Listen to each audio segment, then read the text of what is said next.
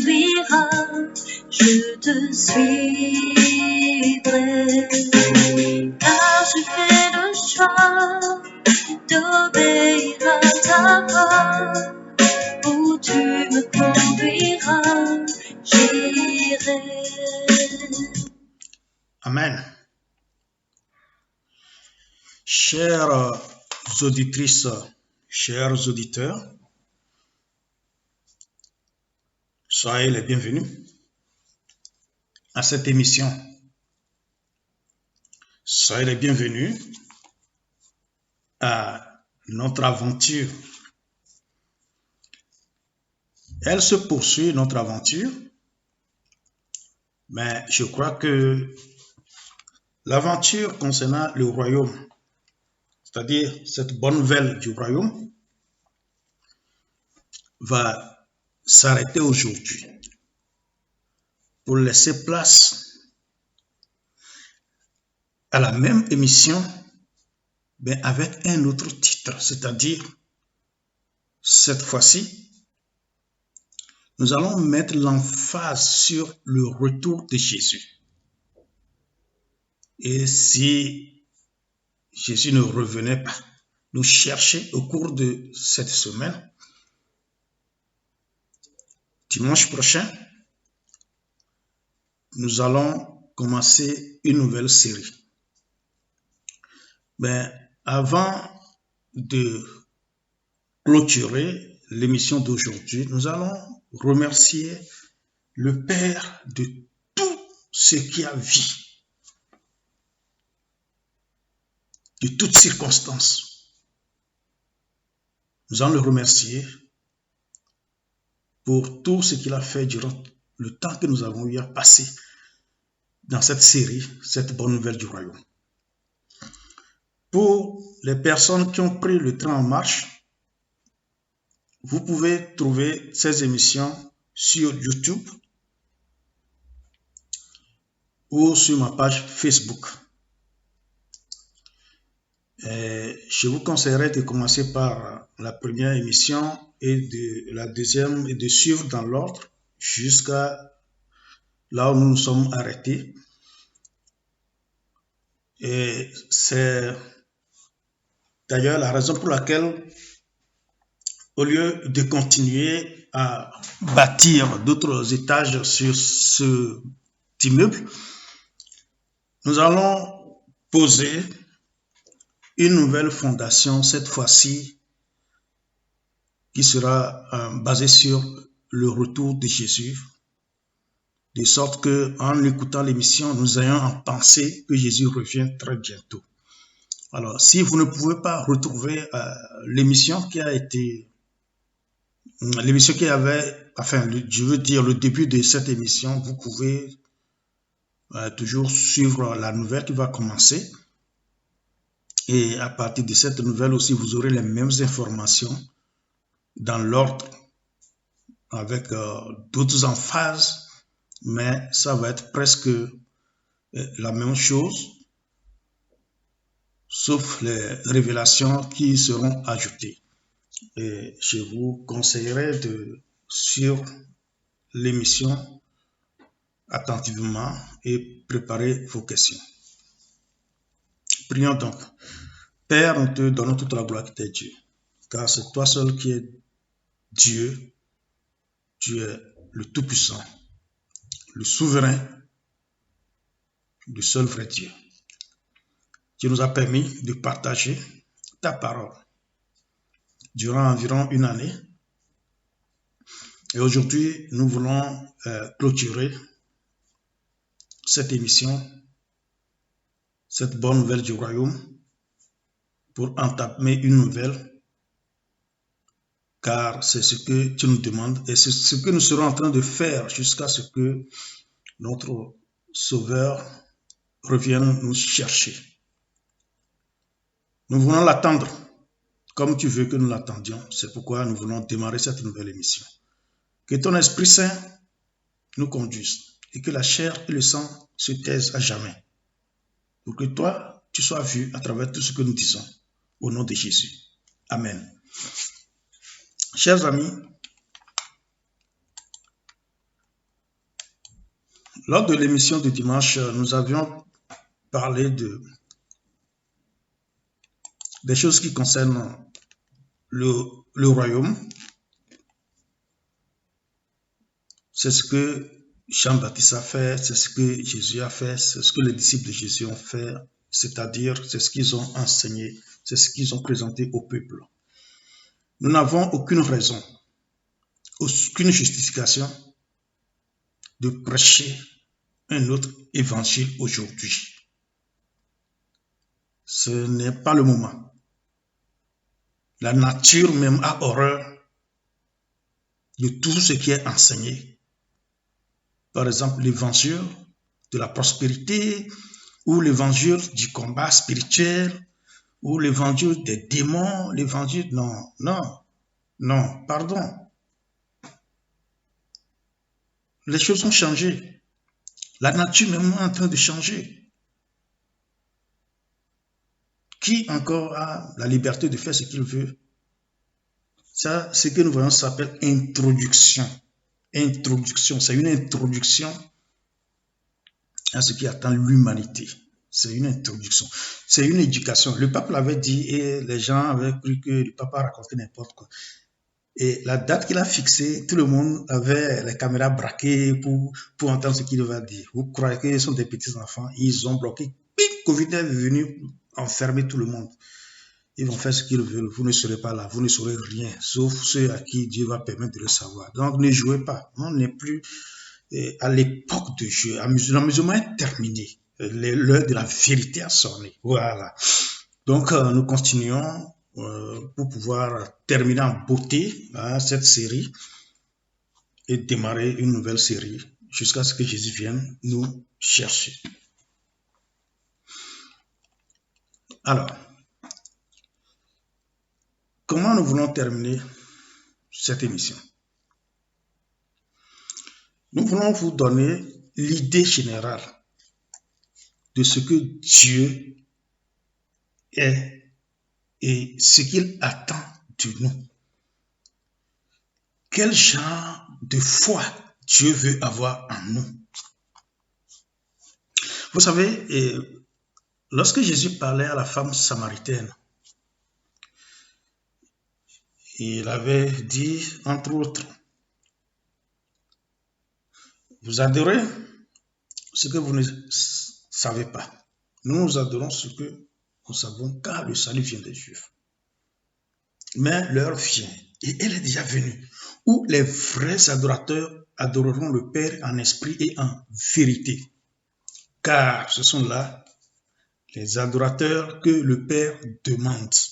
On dit Dieu, le Père, demande une catégorie d'adorateurs.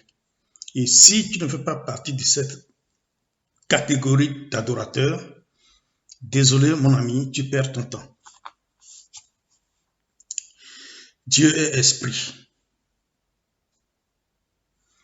Il faut forcément que tu connaisses la vérité. Il n'y a pas de raccourci. Tu n'auras pas à te justifier le jour-là. Le Seigneur nous a avertis. Il nous a conseillé de chercher.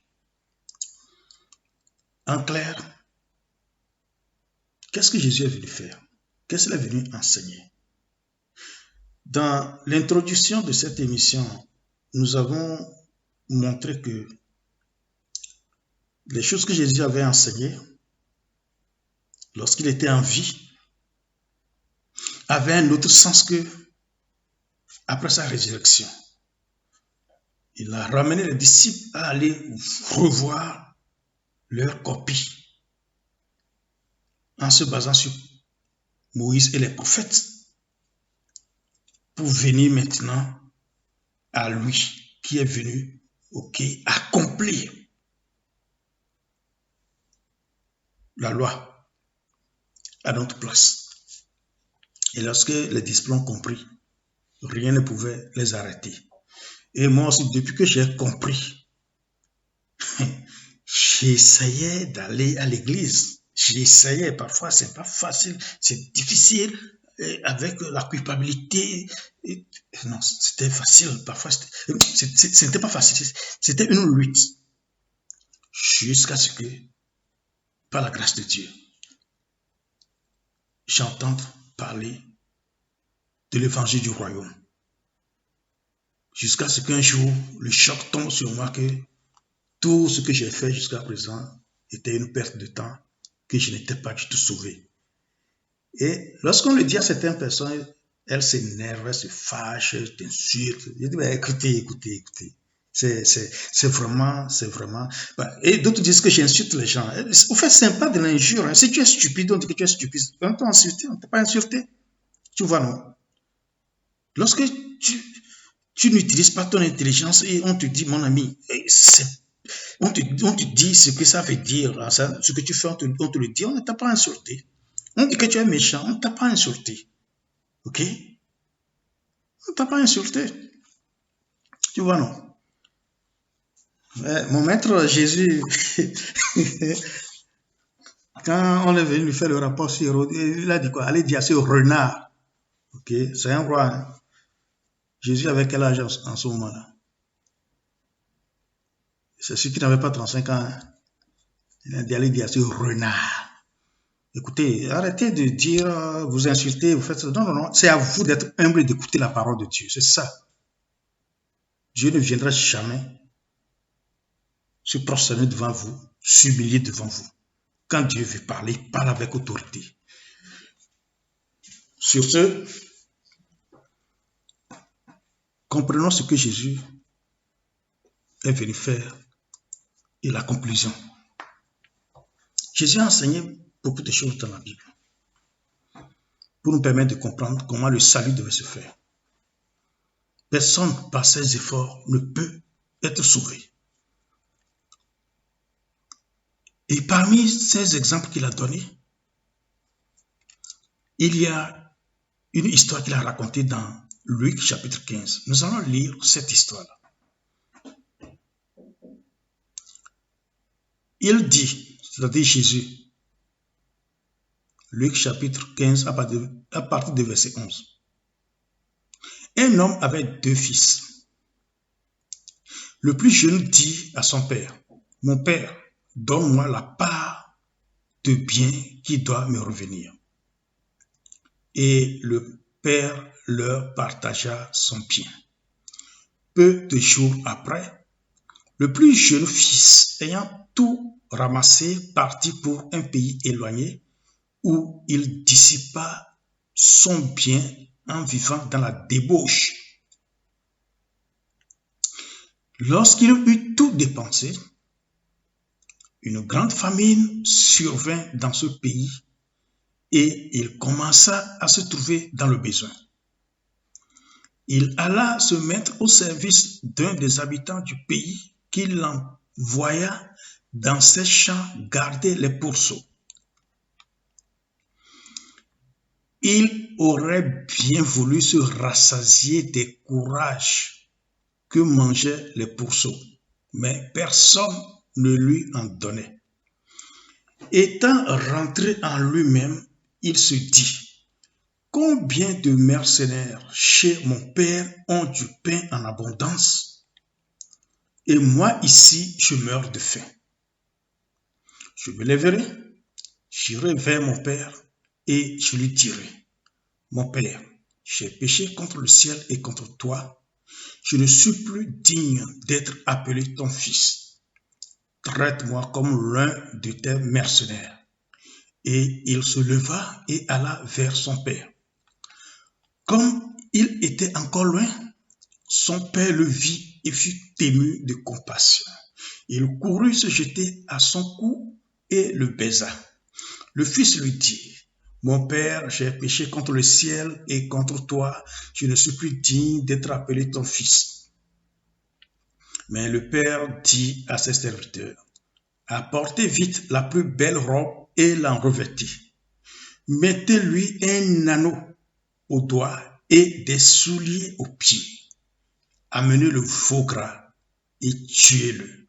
Mangeons et réjouissons-nous, car mon fils que voici était mort et il est revenu à la vie. Il était perdu et il est ressuscité. » Et ils commencèrent à se réjouir.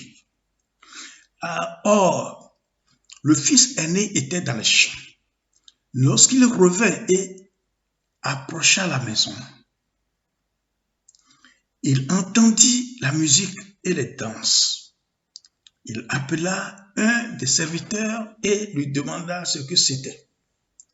Ce serviteur lui dit, « Ton frère est de retour, et parce qu'il l'a retrouvé en bonne santé, ton père a tué le veau gras. » Et il se mit en colère et ne voulut pas entrer. Son père sortit et le pria d'entrer. Mais il répondit à son père, « Voici, il y a tant d'années que je te sers, sans avoir jamais transgressé tes ordres, et jamais tu ne m'as donné un chevreau pour que je me réjouisse avec mes amis.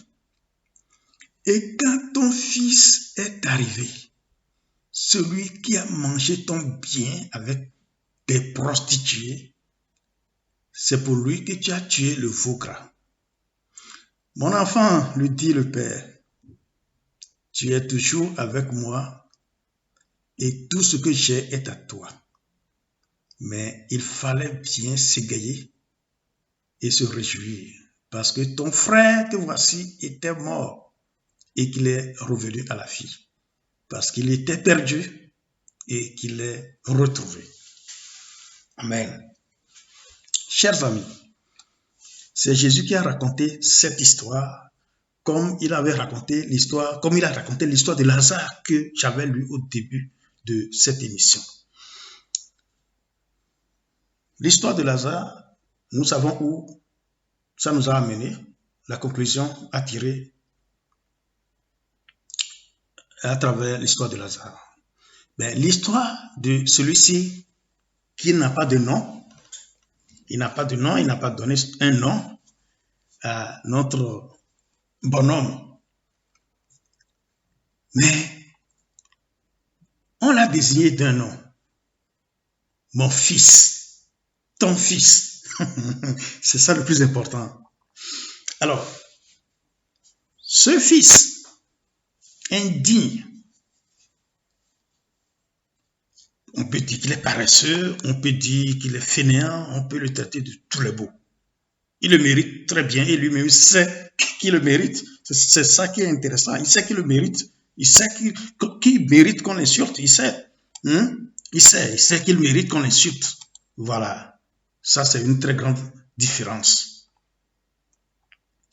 Donc, il demande à son père, il dit, mon père, moi, je ne vais pas attendre ta mort. Moi, donne-moi ma part d'héritage. Je ne suis pas dans vos affaires de, de testament. Non. Tu me donnes ma part pendant que tu es là. Ce qui me revient de fils là, le droit de fils que j'ai là. Tu me donnes ma part. Je prends et je gère à ma manière. Le père n'a pas dit non. Le père lui a confié, lui a remis plutôt sa part d'héritage. Pendant ce temps, le grand frère sérieux continuait à travailler, à servir sérieusement. Le fils ramasse tout ce qu'il a, la folie de l'argent, la folie de la richesse l'a amené très loin et la vie que lui a choisie, c'est-à-dire que dans la vie, il y a des choix.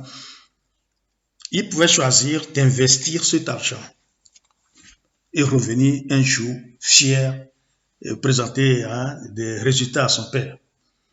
Mais lui, il a fait un autre choix. Il a choisi de vivre dans la débauche avec des prostituées. Et quand on parle de prostituées, c'est qu'à côté, il y a des drogués aussi, des bandits, des gros bras. Et il a vécu parmi eux. Et s'ils l'ont accepté, c'est parce que c'est lui qui déboursait. Manger, c'est moi qui paie. Buvez, c'est moi qui paie. Oui.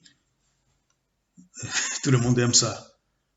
Donc, il les a bien nourris. Mais puisque une richesse qui n'est pas investie s'épuise, rapidement, notre gars s'est retrouvé sans sou dans la poche. Lorsque ça arrive comme ça, vous croyez que ceux qui en ont profité vont l'accueillir, dire bon, ok, quand tu en avais, tu nous en donnais. Maintenant, bon, nous on va t'aider, on va cotiser pour toi, viens rester avec nous. Non, c'est pas ce qui s'est passé dans l'histoire. Ils l'ont abandonné, ils l'ont fui.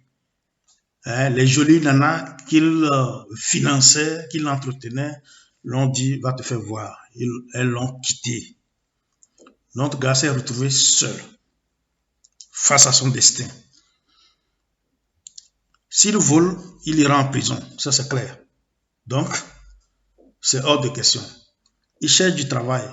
Probablement, s'il était travailleur, il n'allait pas quitter son père de cette manière, ou bien l'argent qu'il a reçu, il aurait pu l'investir s'il était travailleur. Donc, c'est un fainéant. Personne ne veut employer un fainéant. Finalement, c'est le travail que personne ne voulait faire qu'il est parti faire. Et en Israël, lorsqu'on parle de porc, et un juif ne peut pas approcher le porc, ok, jusqu'à dire qu'il nourrit les porcs. Mais notre gars s'est retrouvé dans une situation au point où son seul chemin de sortie était d'aller nourrir les porcs.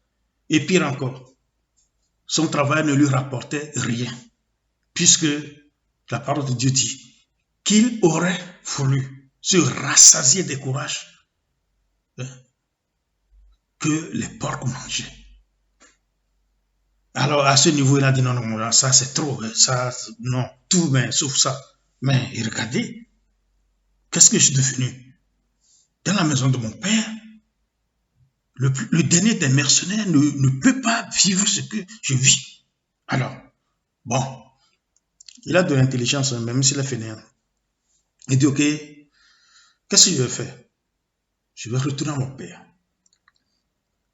Je vais préparer un discours. Je ne vais pas lui donner l'occasion de me chasser. Moi-même, je vais m'exclure. Il ne faut pas qu'il pense que je reviens encore lui demander de l'argent. Non, il ne va pas accepter ça. Je sais que mon père est juste, il est honnête. Il ne va pas accepter ça. Donc, qu'est-ce que je fais? Moi, il faut que je me présente comme un travailleur, comme un mercenaire, comme un serviteur, cette fois-ci. Plus comme son fils. Il prépare son discours, il se présente. Mais il a été surpris. Mais lui-même ne voyait pas la surprise. Il était obsédé par sa situation et comment il allait présenter les choses à son père.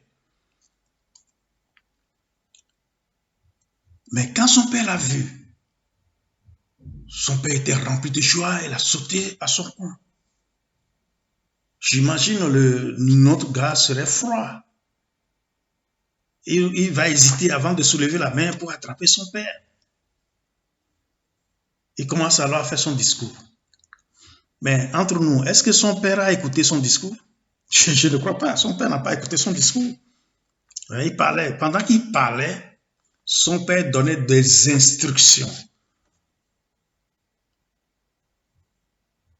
Il disait, apportez vite la robe, la belle robe, s'il vous plaît. Il dit, apportez vite la plus belle robe. Et l'en revêtez. Mettez-lui un anneau au doigt. L'anneau. Et des souliers aux pieds. Ça veut dire qu'il était même pieds nus ou bien ses souliers étaient déjà déchirés. Et pour couronner le tout, il dit, amenez le veau gras et tuez-le. C'est-à-dire, pour ce bandit qui a vécu parmi les prostituées, qui a dilapidé de surcroît les biens de son père, le père dit d'apporter la plus belle robe. Ok? Il n'a pas dit l'une des plus belles, il dit la plus belle robe. Ensuite, on lui met un anneau au doigt. On lui met des souliers aux pieds. Et maintenant, il y avait combien de veaux? Peut-être il y en avait plusieurs, mais il y avait un gras. Donc, un seul qui est reconnu comme le veau gras. Puisque le Père dit, amenez le veau gras et tuez-le, mangeons et réjouissons-nous. Car mon fils que voici était mort et il est revenu à la vie. Qui est le fils mort? Moi, j'étais le fils mort. Si vous acceptez que vous étiez le fils mort, vous avez l'espoir d'être sauvé. La fête de salut là, ce n'est pas un jeu. Si tu n'acceptes pas que tu étais mort, si tu penses que tu es trop important, continue, bonne route. Moi, j'étais mort. Jésus a dit que dans le ciel, il y a une joie, il y a une fête, une célébration dans le ciel pour un seul pécheur qui se repent. Comme notre jeune homme s'est repenti, il est revenu en arrière. Il est revenu à son Père. De la même manière, Dieu n'attend pas vos confessions de péché ou vos belles paroles dans vos prières. Non, Dieu n'attend pas ça. Dieu veut tout simplement que vous soyez obéissants, que vous soyez humble, assez humble pour revenir se jeter dans ses bras. C'est tout ce qu'il attend de vous. Maintenant, ce qui l'énerve, c'est lorsque vous vous prenez pour quelqu'un de très important et lorsque vous vous vantez, moi on ne me dit pas ça. Non, moi je ne... C'est ça qui énerve Dieu. Et quand sa colère se déchaîne, toi là, il t'envoie dans le feu. Comme on brûle le fagot de bois. Voilà. C'est pourquoi nous devons faire très attention. En clair, Dieu ne s'attend pas que nous soyons justes, que nous soyons bons. Il sait ce que nous sommes. Il sait tout ce que tous les hommes sont. C'est pourquoi il a dit, il n'y a pas de juste, pas même un seul. Tous sont péchés et sont privés de la gloire de Dieu. Chers amis, chers frères, chers sœurs, l'humilité pour revenir à Dieu. Le fils aîné, quand lui revient à la maison, il n'a pas eu le culot de rentrer pour voir ce qui se passe dans sa propre maison. Il appelle un serviteur pour lui poser la question dehors. C'est ce genre de personnes, des religieux. Dieu veut que vous soyez des fils, vous voulez être des serviteurs. Hein? Lui, il est dans la maison. Maintenant, lorsqu'on tue le veau gras pour son petit frère, il se fâche. Quelle réponse le papa lui a donnée? Il a dit mon enfant. Il ne l'a pas appelé mon fils, il l'a appelé mon enfant. Donc, il y a plusieurs qui sont dans la maison de Dieu comme des enfants, refusent de grandir. Quand on leur parle, on veut leur dire la vérité, ils ne sont pas prêts à accepter. En tout cas, que Dieu nous fasse grâce. Moi, j'ai compris l'affaire, j'ai compris. Je n'ai rien à faire pour mériter le salut. Je n'ai rien à faire pour plaire à Dieu. Jésus l'a fait à ma place. De plus, il m'a donné l'autorité, il m'a donné le pouvoir. Je l'exerce. Tant pis pour toi si tu te mets au travers de ma voix. Parce qu'il m'a donné le pouvoir.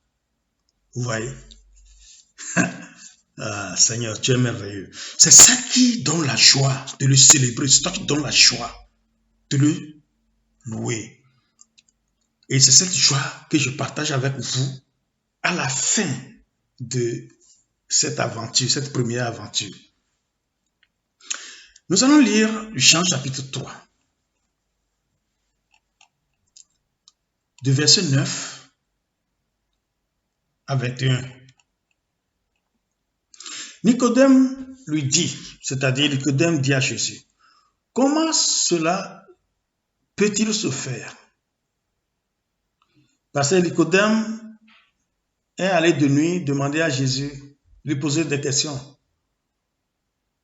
Et Jésus lui a répondu que pour aller dans le royaume, il faut naître de nouveau. Alors Nicodème repose la question, comment cela peut-il se faire? Jésus lui répondit, tu es le docteur d'Israël et tu ne sais pas ces choses. Tu es le docteur, ça veut dire que le plus grand connaisseur de la parole de Dieu en Israël, c'est Nicodème. Nicodème n'est pas un nom tel que nous l'avons compris. C'était le plus grand connaisseur de la parole. Jésus dit, tu es le docteur d'Israël et tu ne sais pas ces choses. Et Jésus continue, en vérité, je te le dis, nous disons ce que nous avons, nous disons ce que nous savons et nous rendons témoignage de ce que nous avons vu. Et vous ne recevez pas notre témoignage. Si vous ne croyez pas quand je vous ai parlé des choses terrestres, comment croirez-vous quand je vous parlerai des choses célestes? Personne n'est monté au ciel, si ce n'est celui qui est descendu du ciel, le Fils de l'homme qui est dans le ciel. Vous voyez, c'est la raison pour laquelle lorsqu'on vous explique des choses, on dit que Élie n'était pas monté au ciel avant Jésus, et que Moïse n'était pas monté au ciel avant Jésus. Bon, il y a des gens qui critiquent, mais bon, les Écritures sont là, hein, tout est clair. Au moment où Jésus parlait, personne n'était monté au ciel.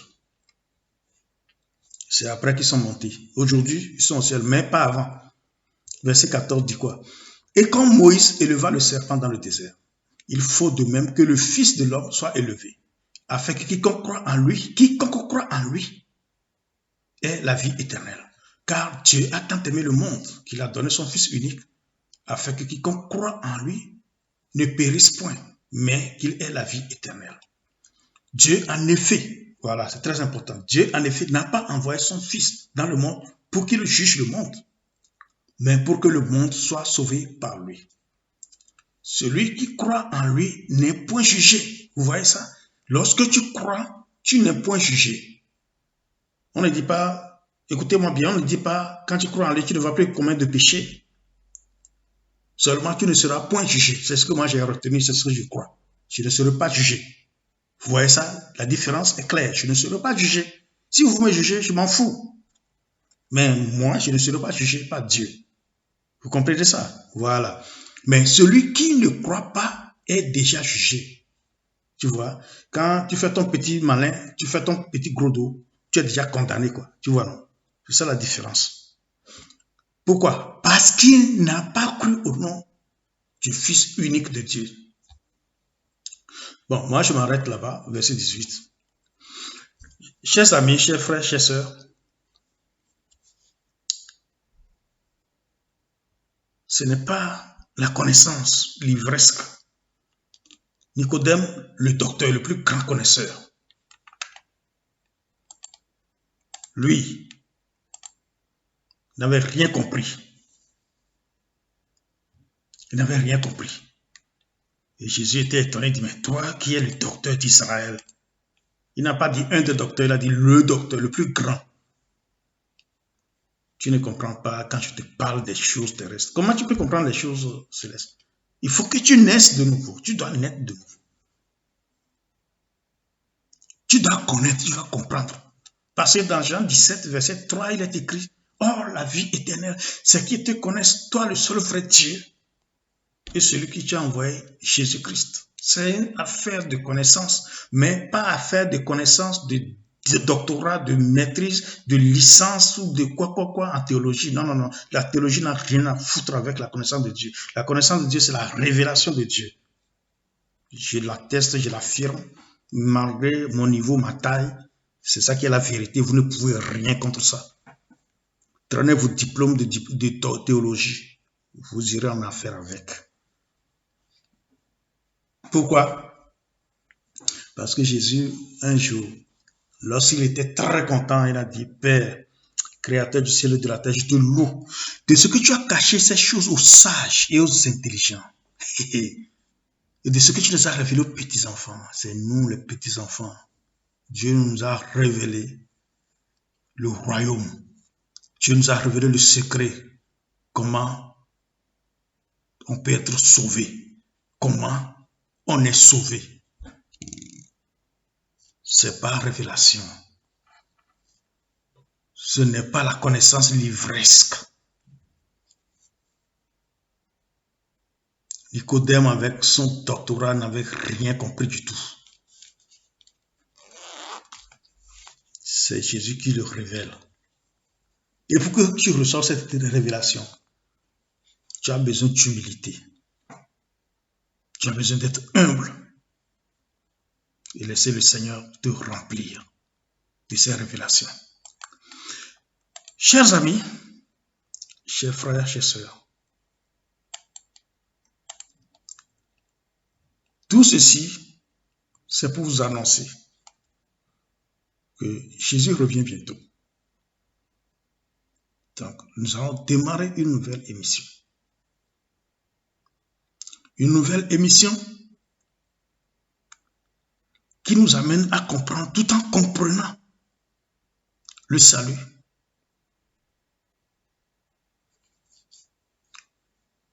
Comprendre également que Jésus revient bientôt.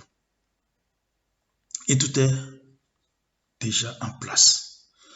C'est pourquoi je n'ai pas jugé nécessaire de continuer à développer sur les événements de la fin.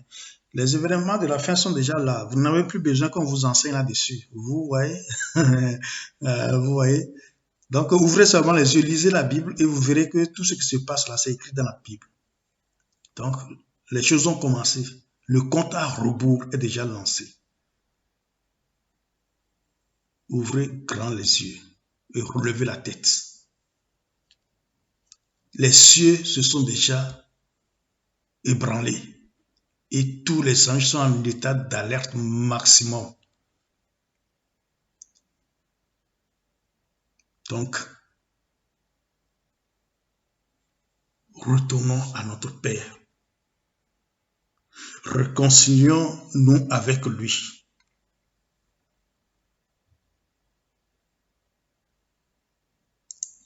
Retournons à Dieu avant que ce jour nous surprenne.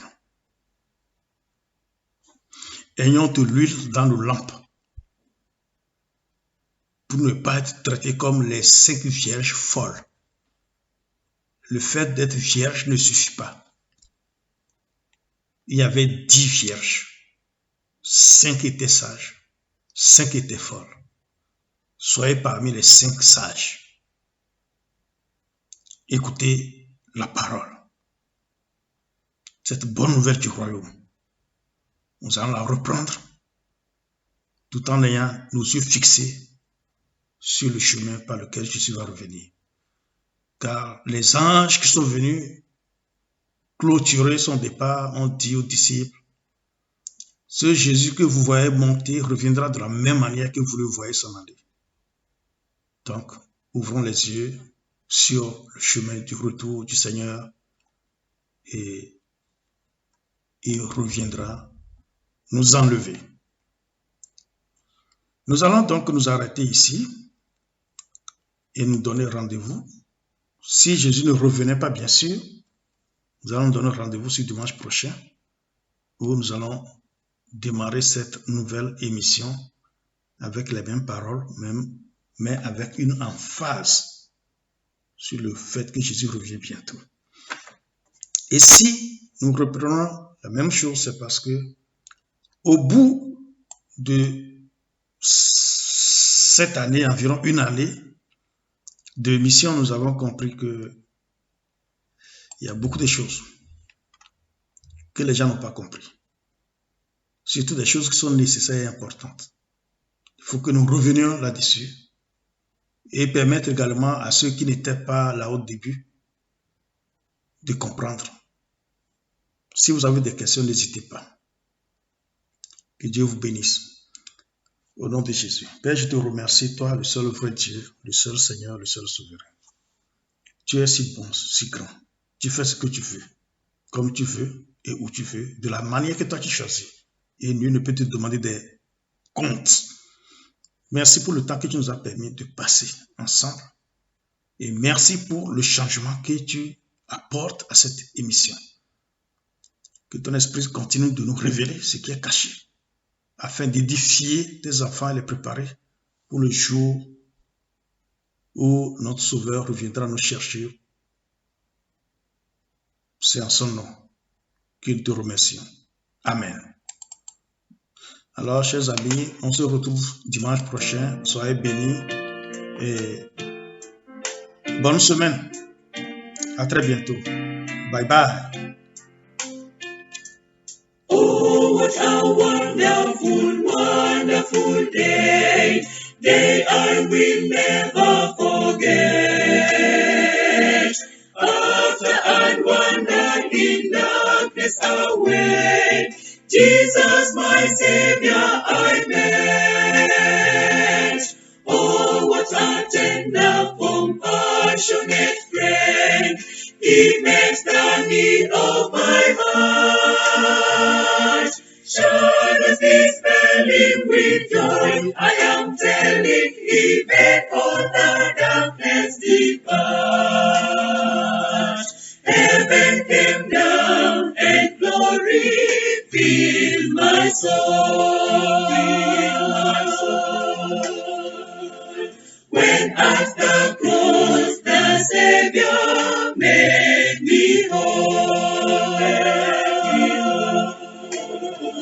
My sins were washed away, and my night was turned to day. Heaven came down and glory filled my soul.